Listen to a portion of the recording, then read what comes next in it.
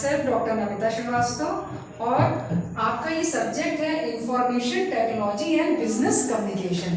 ये सब्जेक्ट आपका 7 यूनिट्स में डिवाइडेड है और इस सब्जेक्ट को हम लोग क्वेश्चन आंसर फॉर्म में डिस्कस करेंगे। तो आज इस फर्स्ट लेक्चर में जो हमें 2 क्वेश्चंस को डिस्कस करना है, वो सबसे पहला क्वेश्चन है what is communication, explain its features, और सेकंड क्वेश्चन है mention it's objectives and importance in business. तो सबसे पहले हम लोग पहले क्वेश्चन को डिस्कस करते हैं व्हाट इज कम्युनिकेशन। तो कम्युनिकेशन होता क्या है? देखिए, जनरल टर्म्स में हम लोग बात करते हैं कम्युनिकेशन क्या होता है, एक दूसरे से अपनी बात कहना। अगर हम लोग इसको अब बिजनेस फॉर्म में बात करते हैं तो कम्युनिकेशन क्या है? Communication is a Latin word derived from communis which means to share, transmit or convey from one person to another। तो कम्युनिकेशन क्या हुआ हमारा? Exchange of ideas, facts, opinion, emotions, advice from one person to another. तो communication हम लोग journal terms में भी use करते हैं। कम्युनिकेशन के बिना हम लोग का कोई भी काम नहीं हो सकता। कम्युनिकेशन एक हर फील्ड में जरूरत होती है। कम्युनिकेशन इस समय भी हम लोग जो कर रहे हैं वो कम्युनिकेशन ही कर रहे हैं, जिसमें हम सेंडर हैं और आप लोग रिसीवर हो, क्योंकि हम लोग अपने मैसेज को कन्वे कर रहे हैं। मेरा मैसेज इस समय आपको बताना क्या है कि इस सब्जेक्ट में क्या है, हमको क्या पढ़ना है और आपको क्या क्या चीज़ें आपके लिए इम्पोर्टेंट है। और बेसिकली ये जो सब्जेक्ट है इससे आपको एक चीज़ और आपके लिए बेनिफिशियल है, ये सब्जेक्ट आपको हेल्प करता है आपकी पर्सनालिटी को ग्रो करने में, आपके कॉन्फिडेंस लेवल को बढ़ाता है और फर्स्ट ऑफ ऑल ये आपकी कम्युनिकेशन स्किल को भी इम्प्रूव करता है। इस सब्जेक्ट्स के इतने ज़्यादा बेनिफिट्स हैं। अगर आप क्लास 12 में 90% लाए, 95% लाए, लेकिन अगर आप इंटरव्यू फेस ना कर पाए, अगर आप बोल ना पाए, तो आपकी सारी परसेंटेज, सारी नॉलेज बेकार हो जाती है। तो ये सब्जेक्ट आपके पर्सनालिटी को डेवलप करता है, आपकी स्किल को भी इन्हांस करता है। तो इसी से आगे बढ़ते हुए अब हम लोग बात करते हैं कम्युनिकेशन के मेन फीचर्स क्या होते हैं। तो सबसे पहला फीचर्स क्या होता है? Communication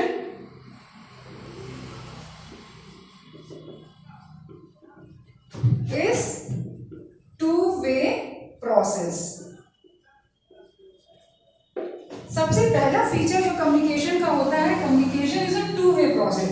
why it is two way process? क्योंकि इसमें एक सेंडर होता है और एक रिसीवर होता है। सेंडर अपनी बात रिसीवर को बताता है और रिसीवर उसको वापस कन्वे करता है इन द फॉर्म ऑफ फीडबैक कि उसको वो बात रिसीव हो गई है। तो इसलिए it is two way process. Second इसका फीचर क्या होता है? Communication is continuous process. Communication लगातार चलने वाली एक प्रक्रिया है। इसको हम लोग क्यों कहते हैं कि कम्युनिकेशन एक कॉन्टिन्यूअस प्रोसेस है? क्योंकि हम लोग बात कर रहे हैं बिजनेस की, और बिजनेस में हमारा जो फ्लो ऑफ कम्युनिकेशन वो बराबर चलता रहता है, कभी रूल्स के फॉर्म में, कभी प्रोसीजर्स के फॉर्म में, या कभी ग्रीवियंसेस के फॉर्म में, या कभी कंप्लेन के फॉर्म में। तो ये जो हमारा प्रोसेस है, it is always ongoing and it is always continuous. समझ में आया? अब तीसरा पॉइंट हम लोग कहते हैं कम्युनिकेशन।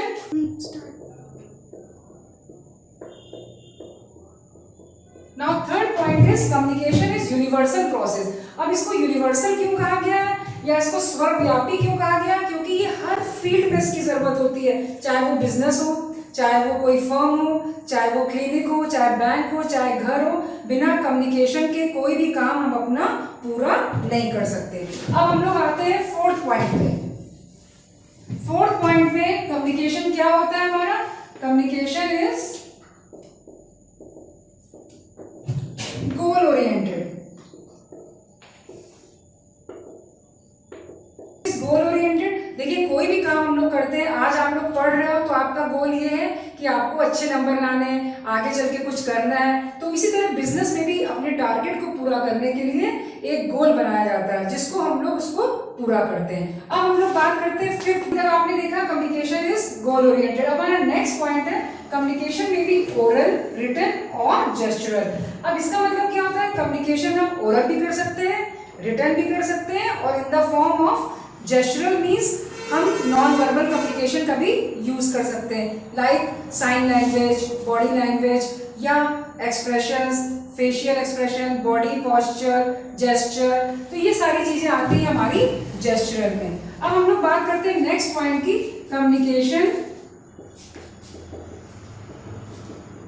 मे बी फॉर्मल और इनफॉर्मल।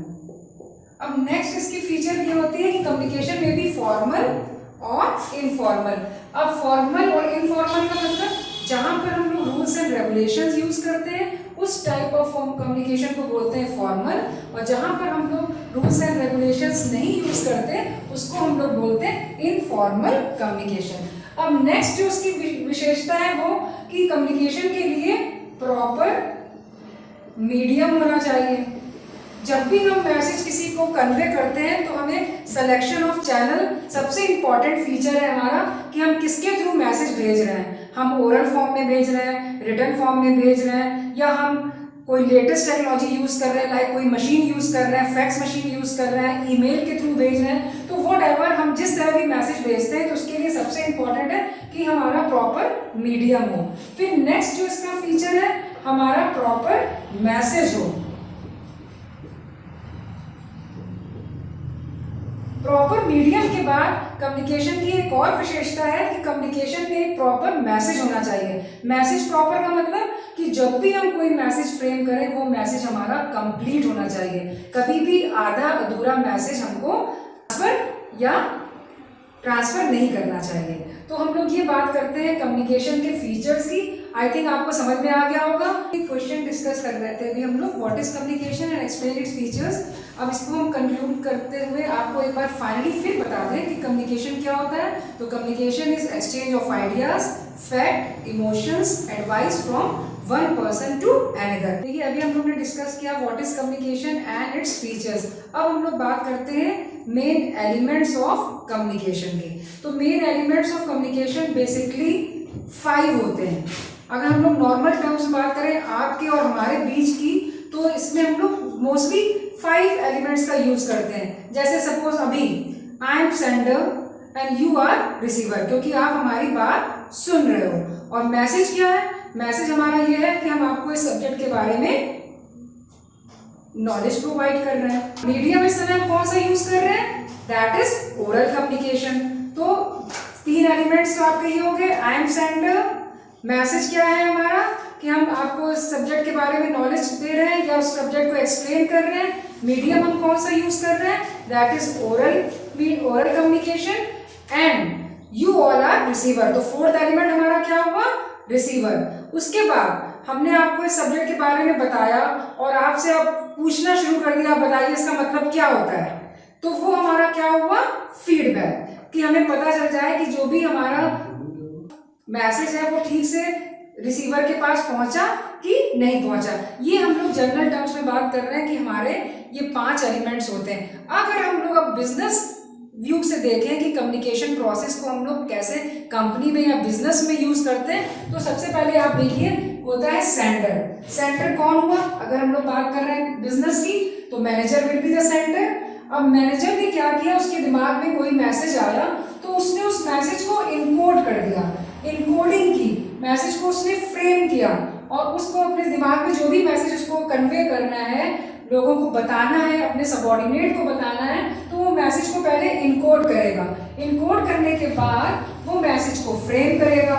उसके बाद वो देखेगा कि हमको उसने कौन सा मीडियम को यूज करता है, कि इसको क्या जरूरी है, हमें मैसेज बहुत स्पीड पे भेजना है, बहुत इमरजेंसी है, उसके अकॉर्डिंगली वो मीडियम का सिलेक्शन करता है। उसके बाद वो मैसेज रिसीवर को भेजता है, फिर रिसीवर उसको अपने हिसाब से डिकोड करता है, फिर वापस वो फीडबैक सेंडर को भेजता है। तो ये जो प्रोसेस आप देख रहे हैं, sender, encoding, message, medium, receiver, decoding and feedback, this जो प्रोसेस है इट इज कॉन्टिन्यूअस प्रोसेस। ये हमेशा चलता रहता है, क्योंकि सेंडर को जब तक फीडबैक नहीं मिल जाता मैसेज का, तब तक वो वेट करता है अपने कोई भी डिसीजंस को लेने के लिए, या उसको पता चल जाए कि हमारे रिसीवर को मैसेज मिल गया है, तब जाके वो आगे अपने काम को परस्यू करता है। तो this is the elements of communication.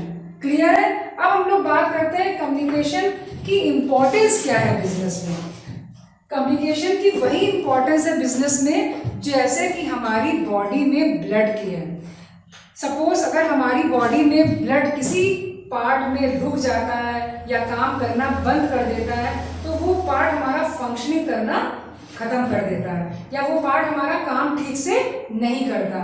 उसी तरह कम्युनिकेशन में अगर हमारा बिजनेस में कम्युनिकेशन किसी पार्ट पे रुक जाता है तो हमारा कम्युनिकेशन प्रोसेस में बैरियर हो जाता है या कम्युनिकेशन हमारे किसी पार्ट में ब्रेन ड्रेन हो जाता है या वो कम्युनिकेशन किसी भी तरह से रुक जाता है। तो इसलिए कहा जाता है communication is the life blood of any business. Communication बहुत तरह से हमारे लिए इम्पोर्टेंस रोल प्ले करता है। पहला, हमारे बिजनेस को स्मूथ रन करने के लिए। सेकेंडली, हमारे बिजनेस में हमको डिसीजन लेने के लिए हेल्प करता है। कम्युनिकेशन एम्प्लॉयज़ के मॉरल को बूस्टअप करता है, उनको मोटिवेट करता है। कम्युनिकेशन के थ्रू हम लोग अपनी बात लोगों एक दूसरे से शेयर करते हैं। अगर मे बी हमारे एम्प्लॉयज़ को या एम्प्लॉयर को बीच में कोई भी कॉन्फ्लिक्ट है या बीच में कोई भी प्रॉब्लम है, with the help of communication हम उस प्रॉब्लम को दूर करते हैं। तो कम्युनिकेशन हमारे बिजनेस को स्मूथ रन करने में हर तरह से हमारी मदद करता है। It helps in decision making, it helps in making coordination, it helps in running the enterprise, it is goal oriented and it is required at all level. This is all. Communication हमारे business में हमें किस तरह help करता है। अब हम ये देखते हैं कि कम्युनिकेशन हमारे मैनेजर्स को किस तरह हेल्प करता है। ठीक है, तो इसमें सबसे पहला पॉइंट है हमारा कम्युनिकेशन किस तरह हेल्प करता है मैनेजर को। पहला, टू अचीव the objectives। तो सबसे पहला पॉइंट क्या है, मैनेजर को किस तरह वो हेल्प करता है कि वो अपने टारगेट को किस तरह अचीव करता है। ठीक है। Second, to organise. Second point है हमारा कि मैनेजर को किस तरह हेल्प होती है कम्युनिकेशन से। पहले, वो अपने टारगेट को किस तरह अचीव करता है। सेकंड, वो किस तरह ऑर्गेनाइज करता है। किस तरह ऑर्गेनाइज करना मतलब अभी हम लोग जब आगे उसको डिस्कस करेंगे टाइप्स ऑफ कम्युनिकेशन में, तब हम आपको बताएंगे कि किस तरह हमारा फ्लो चार्ट तैयार किया जाता है, कैसे कम्युनिकेशन का फ्लो होता है, किस तरह मैसेज अपवर्ड या डाउनवर्ड होते हैं, किस तरह मैनेजर उन मैसेजेस को ऑर्गेनाइज करता है। थर्ड, वो किस तरह इनकरेज करता है अपने एम्प्लॉयज को, टू इनकरेज द एम्प्लॉयज। अब इस क्वेश्चन का लास्ट टॉपिक है जो हम लोग कवर करेंगे वो है importance of communication for managers. देखिए, मैनेजर्स का बहुत बड़ा रोल होता है कम्युनिकेशन में बिजनेस को स्मूथ रन करने में, क्योंकि हम कोई भी बिजनेस करते हैं हमारा मेन जो एम होता है मिनिमम कॉस्ट पे मैक्सिमम प्रोडक्शन और अपने एम्प्लॉयज की एफिशिएंसी को इंक्रीज करना प्लस प्रॉफिट मैक्सिमाइजेशन। तो इसी को ध्यान में रखते हुए मैनेजर के ये 5 काम होते हैं जो वो उसको परस्यू करता है। सबसे पहला, टू अचीव द ऑब्जेक्टिव। वो सबसे पहला उसका जो काम होता है अपने टारगेट को अचीव करना। अब उसका टारगेट क्या है, सपोज हम लोग कोई बिजनेस में मोबाइल का बिजनेस कर रहे हैं तो हमारा टारगेट है कि हमको मंथ में 1000 यूनिट्स बनानी है। तो मैनेजर का काम क्या है कि अपने एम्प्लॉयज के साथ मिलकर उस टारगेट को अचीव करना कि उसको मंथ के एंड में 1000 यूनिट्स को प्रोड्यूस करना है। सेकेंड, अब उसको वो ऑर्गेनाइज करेगा। ऑर्गेनाइज कैसे, ऑर्गेनाइजेशन के लिए उसको सबसे इंपॉर्टेंट उसका फीचर क्या होता है कि पहले वो चीज़ों को प्लान करेगा, प्लान करने के बाद ही उसको प्रॉपर्ली वो ऑर्गेनाइज करता है। इसका भी रोल ये होता है कि हमें अपनी टारगेट को अचीव करने के लिए हर चीज़ प्रॉपर्ली ऑर्गेनाइज करनी पड़ती है। थर्ड, अब उसने प्लान कर लिया, उसने सारे रूल्स एंड रेगुलेशंस बना लिए। अब उसका थर्ड स्टेप क्या होता है, अपने एम्प्लॉयज को इनकरेज करना, उनको मोटिवेट करना। अब वो कैसे कर सकता है, उनसे अच्छी तरह से बात करके या उनको इंसेंटिव्स देके या उनको काम के लिए प्रोत्साहित करना या उनको कहना कि आपका काम बहुत अच्छा है, जिससे कि उनका एक जो मॉरल है वो बूस्टअप हो जाता है, तो उनको काम करने की एफिशिएंसी और ज़्यादा इंक्रीज हो जाती है। अब फोर्थ पॉइंट वो क्या करेगा, अब उसने सबको काम दे दिया, उसके